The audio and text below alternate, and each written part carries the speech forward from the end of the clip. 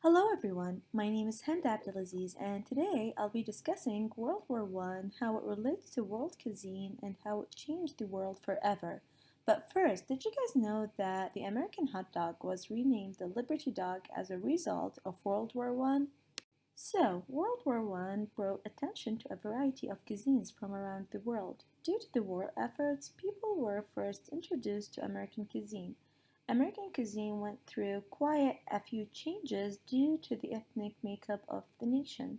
Russia's involvement in World War I resulted in many people were finally exposed to the cuisine of this nation. World War I was a global conflict that caused a lot of destruction and took many lives. It also brought about a change in world cuisine for the better. Armenians and their cuisine were brought to the attention of the world as a result of the Great War. Its cuisine is a mixture of Turkish, Greek, Syrian, Persian, and Arabic cuisine. These Armenian cuisines are known for a variety of dishes including ishkhan, manti, and gapamas. The Armenian Genocide was an action carried out by the Ottoman Empire against the Armenian people. It began in 1915 and it would continue after the end of the World War I. The goal of the genocide was to either kill or deport Armenians from the Ottoman Empire. By the end of the genocide, there were between 600,000 and 1.5 million Armenians dead as a result of the actions of the Ottoman Empire and the new nation of Turkey. Armenians were targeted by the Ottoman Empire and later the Young Turks because they were jealous of the Armenians.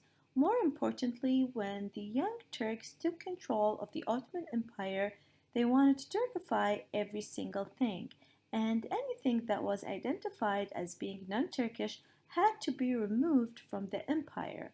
It was because of this that the Armenians had to find new homes in other nations, and it is also why their culture and cuisine had spread to the world after World War I. Here, the picture on the left shows the horrible living conditions of the Armenian deportees, and the picture on the right shows Armenia after World War I. And the circled area is the homeland of the Armenian people, which is modern country of Armenia. Moreover, by comparison, the cuisine of the United States went through a series of changes as World War I broke out in Europe. American cuisine became a source of propaganda in the United States as it was meant to generate support for the war effort. An example of this can be seen in how the hot dog was renamed the Liberty Dog.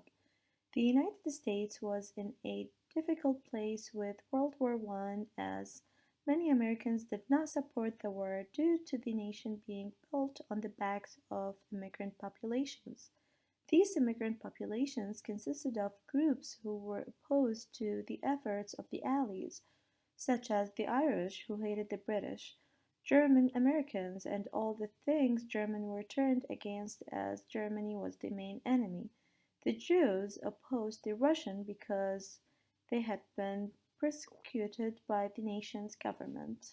In this slide, I've included 6 regional foods from the United States to show off the variety that has come to exist there, such as the New England clam bake, Philly cheesesteak, Kansas City style barbecue, Nashville hot chicken, chili con carne, and sweet potato pie. The point of this is to show that the U.S. is defined by its regional cuisine, much of which was created by immigrants to the U.S. Further, the United States of America found itself in a new position after World War I. That is because World War I had disrupted the European economies, which had made the US the leading creditor and industrial power. This war had also resulted in the downfall of 4 powerful monarchies, which are Russia, Austria-Hungary, Germany, and the Ottoman Empire. President Woodrow Wilson had believed in the League of Nations and wanted the U.S. to join it. However, Congress led by Henry Cabot Lodge opposed it. One effect that the U.S. faced was an increase in immigration from Eastern Europe. In response to this, Congress passed the Immigration Act of 1924, and this act prevented Chinese and Japanese immigrants from legally entering the U.S. and it set quotas for European immigrants. In this image, President of the United States Calvin Coolidge is signing the 1924 Immigration Act into law. Speaking of Russia, their cuisine was made available to the rest of the world as they had played an important early role in World War One. Russia's cuisine was on display during World War One, but it was mostly due to the fact that Russia's military was primarily composed of peasant farmers. As such, there was no one to plant the crops necessary to feed the military, let alone the rest of the people in the country. There were staples of Russian cuisine such as potatoes, dark bread, turnips, beets, and sour cream.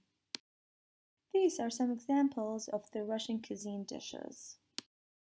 The Russian Empire was forced to withdraw from World War One because of the Russian Revolution taking place in 1917.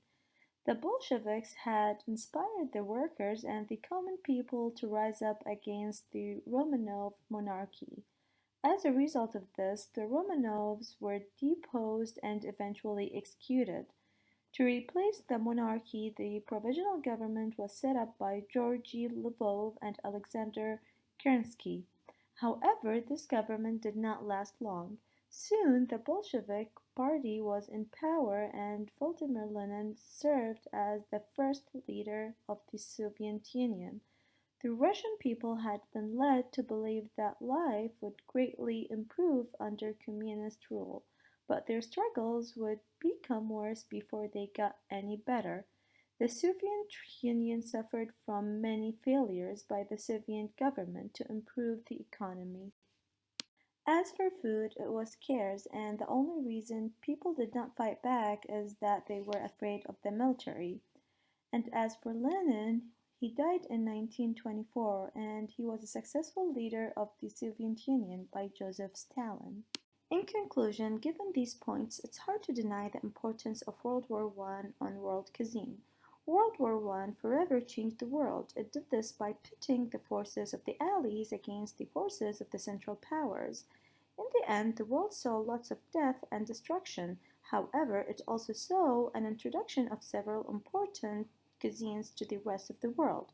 I do not support the efforts of World War One and why it had to take place, but I am grateful that we were exposed to the cuisines of the world. I really hope you enjoyed the presentation and thank you so much for listening.